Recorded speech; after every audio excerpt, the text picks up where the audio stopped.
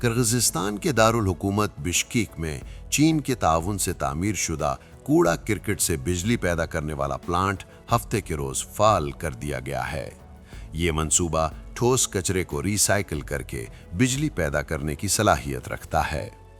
افتتاحی تقریب سے خطاب کرتے ہوئے کرغز صدر سادیر جاپاروو نے کہا کہ یہ فیکٹری کچرے کی پروسیسنگ کے مسئلے کے حل میں مدد دے گی، بجلی پیدا کرے گی اور روزگار کے نئے مواقع لائے گی۔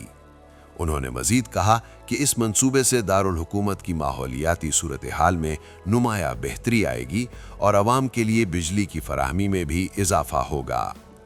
پلانٹ کی تعمیر اور آپریشن کے لیے سرمایہ کاری چین کی کمپنی ہنان جونشن انوائرمنٹل پروٹیکشن کمپنی لمیٹڈ نے کی ہے۔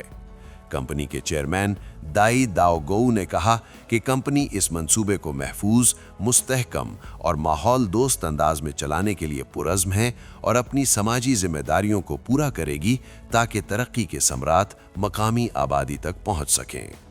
منصوبے کی تعمیر اگست 2024 میں شروع ہوئی تھی۔ پلانٹ کی مجموعی ڈیزائن شدہ صلاحیت یومیہ 3000 ٹن کچرا پروسیس کرنے کی ہے، تاہم ابتدائی مرحلے میں یہ یومیہ 1000 ٹن کچرا پروسیس کرے گا۔ منصوبے سے سالانہ تقریباً 14 کروڑ 60 لاکھ کلو واٹ آور بجلی پیدا ہونے اور کاربن ڈائی آکسائیڈ کے اخراج میں سالانہ تقریباً 1 لاکھ ٹن کمی کی توقع ہے۔ تقریب میں دونوں ممالک سے 200 سے زائد نمائندوں نے شرکت کی۔